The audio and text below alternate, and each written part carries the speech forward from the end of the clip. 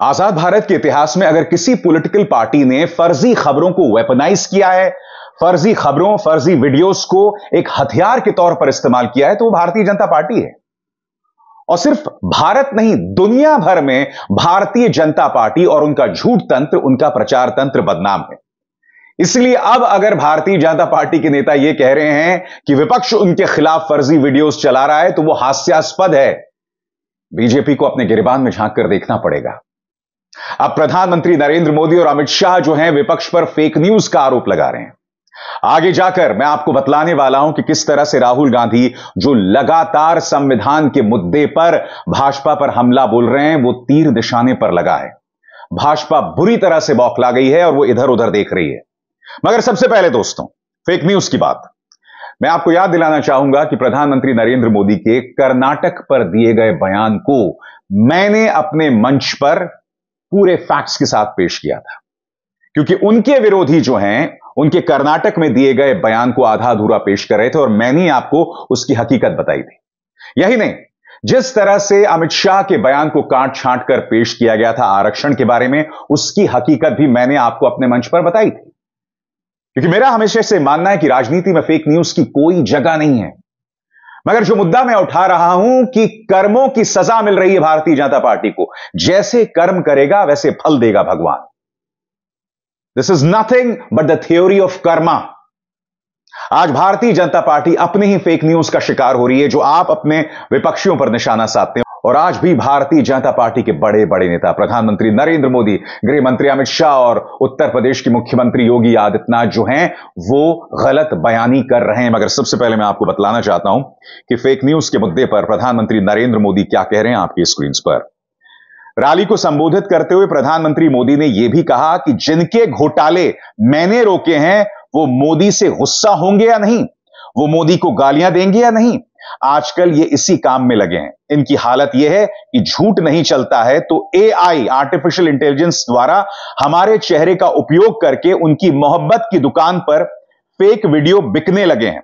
ये fake video बना रहे हैं, मोदी की आवाज को और मोदी के भाषण का उपयोग करके नई नई चीजें गढ़ कांग्रेस पार्टी इतनी कंगालियत पर पहुंच गई है कि उसको पराजय का भय सता रहा है। यानी कि प्रधानमंत्री नरेंद्र मोदी ये कह रहे हैं कि मोहब्बत की दुकान में फेक वीडियो बिक रहे हैं। चलिए हाथ कंगन को आरसी क्या, एक एक करके मिसाल मैं आपके सामने पेश कर रहा हूं। सबसे पहली मिसाल मुख्यमंत्री आदित्यनाथ की। देश में शरिया कानून लागू करना चाहती है कांग्रेस, बागपत की रैली में उन्होंने कहा था। और सिर्फ मुख्यमंत्री आदित्यनाथ ने नहीं कहा था, देश के गृह मंत्री, देश में शरिया कानून लागू करना चाहती है कांग्रेस। मैं आपको चुनौती देना चाहता हूं कि कांग्रेस के पूरे घोषणा पत्र में बताइए, शरिया का जिक्र कहां है, मुसलमान का जिक्र कहां है। अगर संविधान के अंतर्गत अल्पसंख्यकों को कुछ देने की बात की जा रही है, तो आपको जलन क्यों हो रही है भाई? सबसे बड़ी बात, अगर आपके मैनिफेस्टो में या फिर आपकी राजनीति में अल्पसंख्यकों का अपमान बार बार है, तो क्या विपक्ष भी वही करे? यही नहीं, सुनिए प्रधानमंत्री कि कांग्रेस के घोषणा पत्र में मुस्लिम लीग है। सुनिए, कांग्रेस के घोषणा पत्र में पूरी तरह मुस्लिम लीग की छाप है। अब आप बताइए, इसे आप क्या कहेंगे? इसे आप भ्रमित करने वाली खबर नहीं करेंगे? अरे भाई, जिन्ना की मुस्लिम लीग के साथ अगर किसी का गठबंधन था, तो वो आपके वैचारिक पूर्वज श्यामा प्रसाद मुखर्जी का था। तो ये मुस्लिम लीग की बात ना करें। फिर प्रधानमंत्री कहते हैं कि भाई राहुल गांधी जो हैं, वो एक्सरे मशीन के साथ घुस जाएंगे और आपका जो मंगलसूत्र ले लेंगे। ऐसी बातें कौन करता है? ये बहुत ही अपरिपक्व बातचीत है। और फिर यह कहना कि आपका सोना जो है वो कांग्रेस छीन लेगी। अब इसे आप फेक न्यूज नहीं कहेंगे तो क्या कहेंगे? सुनिए क्या कहा प्रधानमंत्री ने। ये जो गोल्ड है बहनों का और जो संपत्ति है, ये सबको समान रूप से वितरित कर दी जाएगी। क्या ये आपको मंजूर है? क्या आपकी संपत्ति सरकार को हटने का अधिकार है? क्या आपकी संपत्ति को, आपने मेहनत करके कमाई हुई संपत्ति को सरकार को ऐंठने का अधिकार है? क्या मैं फिर आपसे कहता हूं कि क्या ऐसे में प्रधानमंत्री को यह तमाम बातें कहने का अधिकार रह जाता है? और आप जानते हैं सबसे शॉकिंग क्या है? इन्होंने शरिया तमाम बातें की, ठीक है, बात वहां रुकी नहीं। इनके जो पालतू न्यूज चैनल्स हैं, बाकायदा उस पर डिबेट करना उन्होंने शुरू कर दिया। खतरनाक बात यह नहीं कि देश के गृह मंत्री, उत्तर प्रदेश के मुख्यमंत्री भ्रमित करने वाली बातें कर रहे थे। कांग्रेस की घोषणा पत्र में जिस चीज का जिक्र भी नहीं है उसका जिक्र किया जा रहा था। शॉकिंग यह है कि उसे प्रसारित किया जा रहा था। आपकी स्क्रीन पर देखिए ये दोनों वाहियात चैनल्स। सबसे पहले जी न्यूज, वोट की लड़ाई शरिया और घुसपैठ पर आई। फिर ये कोई दूसरा वाहियात चैनल है Nav Bharat, Modi uniform civil code लाएंगे, कांग्रेस शरिया कानून लाएगी। एक क्वेश्चन मार्क लगा के दोस्तों इन्हें लगता है कि ये अपनी जिम्मेदारी से बच सकते हैं और ये इस तरह की चोरी चकारी कर सकते हैं, ये इस तरह का झूठ कर सकते हैं। मैं आपसे जानना चाहता हूं कांग्रेस के घोषणा पत्र में कहां शरिया का जिक्र है? फिर ये चैनल क्यों इस तरह से गलत बयानी कर रहे हैं, क्यों इस तरह से झूठ बोल रहे हैं, क्यों एक टूल किट के हिसाब से चल रहे हैं? मैं समझना चाहता हूं क्यों। ऐसे में मैं आपसे सवाल पूछना चाहता हूं, क्या भारतीय जनता पार्टी को अधिकार रह जाता है फेक न्यूज पर बात करने का? बिल्कुल नहीं। आप मुद्दे पर आइए। आज आखिरकार देश के गृह मंत्री ने प्राज्वल रवन्ना पर अपनी बात कही। कौन प्राज्वल रवन्ना? भाजपा का वो सहयोगी सांसद, हासन से सहयोगी सांसद, जिसने 2500 वीडियो रिकॉर्ड किए हैं बेबस औरतों के साथ दुष्कर्म करते हुए। वो आदमी भाग गया है, मगर उसको लेकर भी एक टूल किट सामने आ गया है दोस्तों, गोदी मीडिया का। मगर सबसे पहले सुनिए देश के गृह मंत्री अमित शाह ने इस मुद्दे पर क्या कहा गुवाहाटी में। श्री रेवन्ना का जो समाचार पत्रों में और चैनलों में चल रहा है वो बिल्कुल आघातजनक है। ऐसा सहन किया ही नहीं जा सकता और भारतीय जनता पार्टी का स्टैंड बहुत स्पष्ट है। हम देश की मातृशक्ति के साथ खड़े हैं, देश की नारी शक्ति के साथ खड़े हैं। नरेंद्र मोदी जी का पूरे देश को एक कमिटमेंट है कि कहीं पर भी मातृशक्ति के अपमान को सहन नहीं किया जाना। परंतु कांग्रेस पार्टी जो हम पर आरोप लगाना चाहती है, मैं छोटी सी बात पूछना चाहता हूं, वहां सरकार किसकी है? सरकार कांग्रेस पार्टी की है। फेक वीडियो आपके ध्यान में ही होंगे क्योंकि टाइम पर रिलीज किए गए हैं। और अब तक कार्यवाही कांग्रेस पार्टी ने क्यों नहीं की? कार्यवाही हमने नहीं करनी है। ये लॉ एंड ऑर्डर का इश्यू स्टेट का इश्यू है। प्रियंका जी हमसे सवाल पूछ रही है, मैं प्रियंका जी को कहना चाहता हूं, नरेंद्र मोदी जी और मुझसे सवाल पूछने की जगह आपके मुख्यमंत्री उप मुख्यमंत्री को सवाल करिए कि आपकी सरकार क्या कर रही है, क्यों जांच नहीं हो रही है। यहां पर देश के गृह मंत्री मातृ शक्ति की बात कर रहे हैं, तो मैं आपको बतलाना चाहूंगा कि मातृ शक्ति में हमारी महिला पहलवान भी आती हैं। आप ही की दिल्ली पुलिस ने अदालत में चार्जशीट दाखिल की है और उस चार्जशीट में बृजभूषण शरण सिंह ने उन पहलवानों के साथ क्या किया उसका जिक्र है। मेरा तो मानना है कि आप बृजभूषण शरण सिंह को टिकट भी दे देंगे। यह ना भूलें कि आप ही ने बलात्कारी राम रहीम को बार बार पैरोल पर रिहा किया। कुलदीप सिंह सेंगर आप ही की पॉलिटिकल पार्टी में है। और जिस प्राज्वल रवन्ना के बारे में आप यह कह रहे हैं कि कर्नाटक की सरकार थी, सबसे बड़ी बात, कर्नाटक की सरकार एसआईटी का गठन कर चुकी है। मैं आपसे एक सवाल पूछना चाहता हूं, आपके हासन में एक नेता हैं गौड़ा साहब। यह शख्स गौड़ा साहब ने पार्टी आला कमान को कहा था कि हासन से इन्हें टिकट ना दिया जाए क्योंकि इनके कई ऐसे अश्लील वीडियोस तैर रहे हैं। आपको तो पता होगा ना इस बारे में अमित जी, तो फिर आपने क्या एक्शन लिया बताइए? आप दोष मढ़ रहे हैं कांग्रेस की सरकार पर, कर्नाटक की सरकार पर। आप बताइए ना, जब आपको पता चला था इन तमाम वीडियोस के बारे में, आपने क्या एक्शन लिया बताइए? आपने उनका टिकट काटा नहीं, सिर्फ इसलिए कि हमारा गठबंधन बना रहे, तो आपने जो है टिकट नहीं काटा। और जैसे मैंने बताया ना दोस्तों, गोदी मीडिया का टूल किट जो है वो शुरू हो गया है। अब तमाम जो न्यूज चैनल्स हैं, कोई बीजेपी को कटघरे में नहीं रख रहा है। सब ये कह रहे हैं कि भाई कर्नाटक सरकार ने जांच में देरी कर दी, कर्नाटक सरकार ने इन्हें रोका क्यों नहीं, ये तमाम बातें की जा रही हैं। यकीनन कटघरे में सिद्धारमैया है, मगर कांग्रेस के नेता अपने पांव में कुल्हाड़ी नहीं मारेंगे। सबसे बड़ी बात, यहां पर भाजपा आला कमान को इनकी हरकतों के बारे में पता था, प्रज्वल रवन्ना की हरकतों के बारे में पता था, मगर कोई एक्शन नहीं लिया, उन्हें चुनाव लड़ने दिया गया। बोलिए ना, प्रधानमंत्री नरेंद्र मोदी ने मंच पर खड़े होकर प्रज्वल रवन्ना को अपनी ताकत बताया था और उनके लिए वोट मांगा था। भूल गए आप अमित जी? भूल गए कि नहीं आप? प्रॉब्लम यह हो रहा है कि यह मुद्दा लगातार बढ़ता जा रहा है और अमित जी को समझ नहीं आ रहा हो क्या करें। और सबसे बड़ी बात, जिस तरह से संविधान के मुद्दे पर राहुल गांधी वार कर रहे हैं, सुनिए एक बार फिर संविधान के मुद्दे पर क्या कह रहे हैं राहुल गांधी।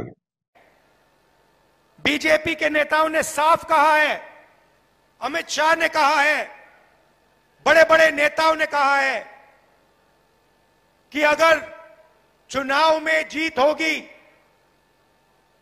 तो कॉन्स्टिट्यूशन को बदल दिया जाएगा, रद्द कर दिया जाएगा।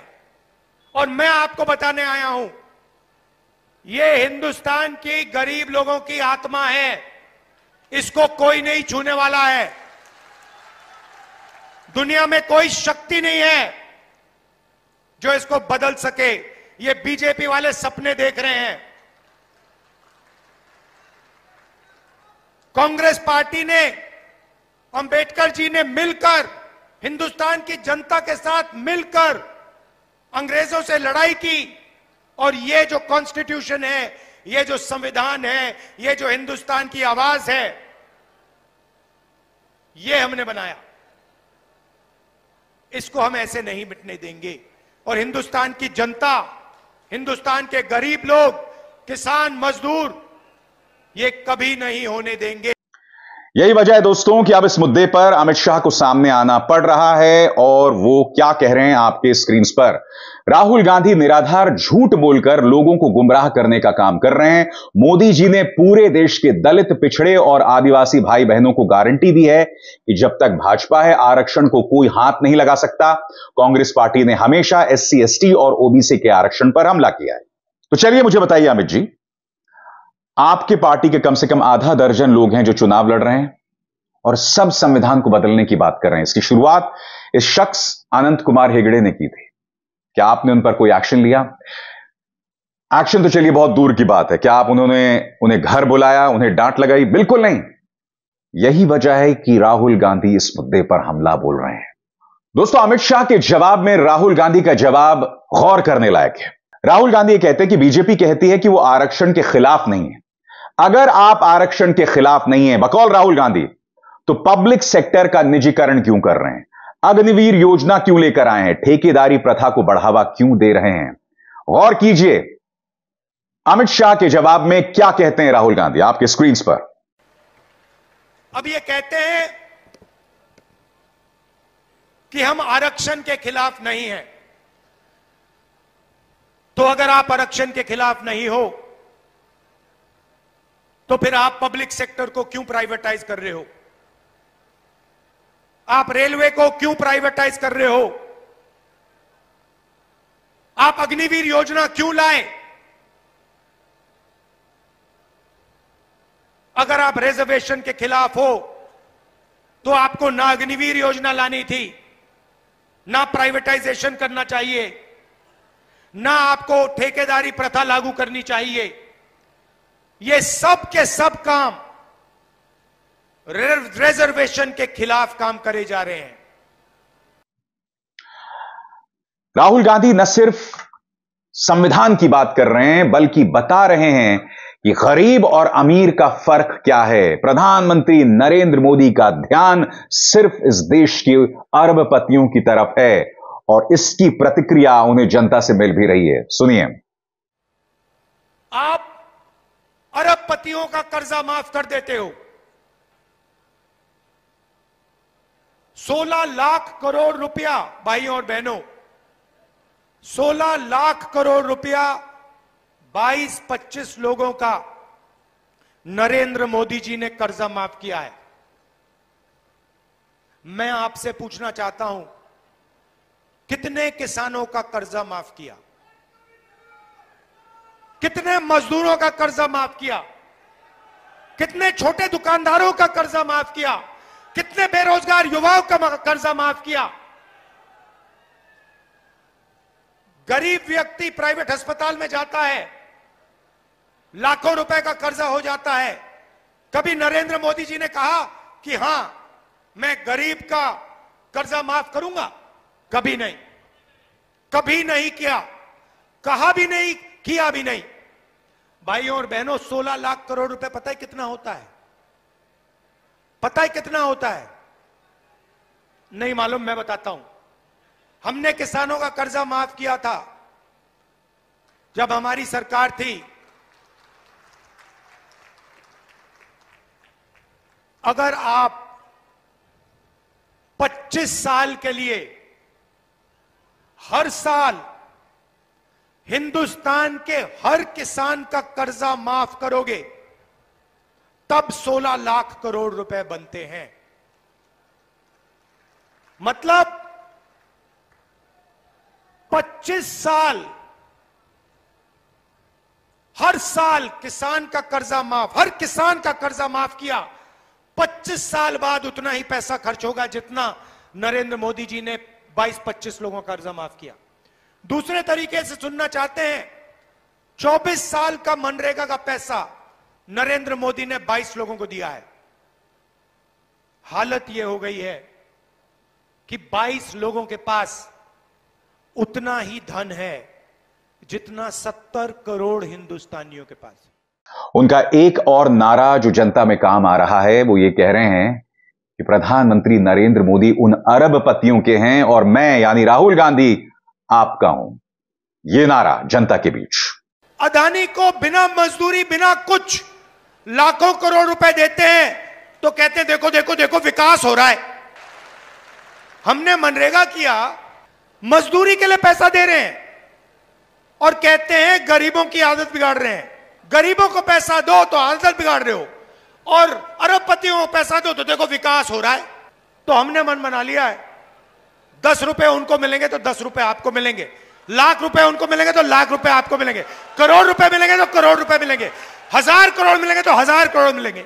जितना उन्होंने 10 साल में उनको दिया ना, हम आपको देने जा रहे हैं। नरेंद्र मोदी जी की अदानी और अंबानी के साथ फोटो तो देखी है ना, मगर नरेंद्र मोदी जी के मुंह से आपने अंबानी शब्द कभी सुना?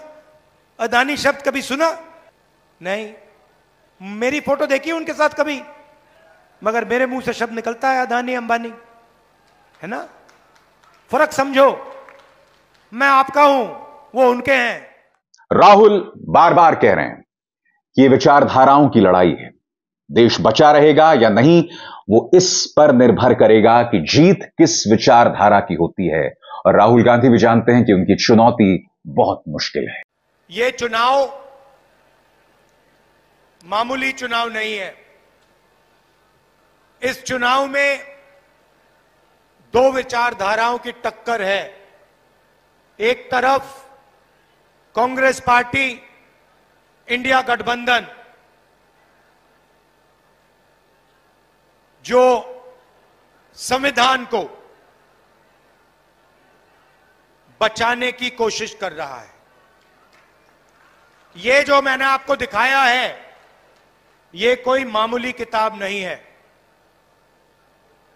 इस किताब के आने से पहले, आजादी से पहले, हिंदुस्तान के गरीबों के पास, दलितों के पास, आदिवासियों के पास, पिछड़ों के पास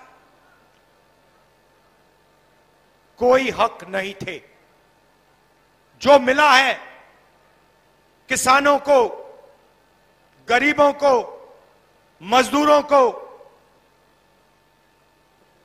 पिछड़ों को, दलितों को, आदिवासियों को, गरीब जनरल कास्ट के लोगों को, जो भी कुछ मिला है इस किताब के कारण मिला है। और अब प्रधानमंत्री ने, अमित शाह ने और उनके अलग अलग एमपीज ने मन बना लिया है कि अगर वो चुनाव जीतेंगे तो वो इस किताब को फाड़ के फेंक देंगे। लड़ाई ये है भाइयों और बहनों। और मैं आपको ये कहने आया हूं कि जो भी देश में प्रगति हुई है, जो भी गरीबों को मिला है, चाहे वो मनरेगा हो, जमीन अधिग्रहण बिल हो, सफेद क्रांति हो, जमीन का हक हो, सब गायब हो जाएगा। बीजेपी चाहती है कि ये किताब फेंक दी जाए और देश को 20-25 अरबपति चलाएं। हिंदुस्तान में पब्लिक सेक्टर बना, गरीबों को आरक्षण मिला, सेना में आपकी भर्ती होती है, पेंशन मिलती है, सारे के सारे अधिकार इस किताब से मिलते हैं। ये जो चुनाव है, ये जो चुनाव हो रहा है, लोकतंत्र जो है, जिसने दलितों को, पिछड़ों को, आदिवासियों को, गरीब जनरल कास्ट को आवाज दी, वो सब खत्म हो जाएगा अगर ये किताब खत्म हो जाएगी। दोस्तों, मैं नहीं जानता हूं कि 4 जून को किसे जीत मिलने वाली है। मैं नहीं जानता हूं और इस तरह की भविष्यवाणी मैं कभी करता नहीं। यह बात अलग है कि भाजपा का जो फेक न्यूज प्रचार तंत्र है, मेरा नाम लेकर अनर्गल झूठ चलाता है, मगर यह उनकी आदत है। इसलिए मैंने कार्यक्रम की शुरुआत में कहा, मुझे हंसी आती है जब भाजपा के नेता विपक्ष पर आरोप लगाते हैं फेक न्यूज का, क्योंकि भाजपा की फेक न्यूज का भुक्तभोगी मैं भी हूं। मगर जो मैं कहना चाह रहा हूं दोस्तों, मैं नहीं जानता हूं 4 जून को कौन जीतेगा, मगर विपक्ष को लड़ते हुए दिखाई देना चाहिए, विपक्ष को पीछे नहीं हटना चाहिए, चाहे चुनौती जितनी भी गंभीर है। अब जाते जाते एक और बात, कायदे से अब तक अमेठी और रायबरेली से राहुल गांधी और प्रियंका गांधी वाड्रा के नाम का ऐलान हो जाना चाहिए था, मगर अब तक नहीं हुआ। हालांकि आखिरी नामांकन की तारीख 3 मई की है। मैं उम्मीद करता हूं कि राहुल गांधी और प्रियंका दोनों अपने नाम का ऐलान इन सीटों से करेंगे। मुद्दा यह नहीं है कि तुम रायबरेली और अमेठी से हार जाओ, मुद्दा यह कि तुम लड़ते हुए दिखाई दो, क्योंकि तुम्हारी चुनौती बहुत मुश्किल है। क्योंकि अगर राहुल गांधी दूसरों को कहते हैं डरो मत, तो मेरी उन्हें नसीहत है कि अमेठी से चुनाव लड़ने में डरो मत। मैदान में उतरिए, मुकाबला कीजिए। जीतेगा कौन वो तो अब बात की बात है, मगर कम से कम आपने अपने समर्थकों को एक संदेश दिया कि मैं लड़ा और लड़ते रहा। मगर उससे पहले ही अगर आप पीछे हट गए तो फिर मजा किस बात का। अभिसार शर्मा को दीजिए इजाजत। नमस्कार। स्वतंत्र और आजाद पत्रकारिता का समर्थन कीजिए, सच में मेरा साथी बनिए। बहुत आसान है दोस्तों, इस ज्वाइन बटन को दबाइए और आपके सामने आएंगे ये 3 विकल्प, इनमें से एक चुनिए और सच के इस सफर में मेरा साथी बनिए।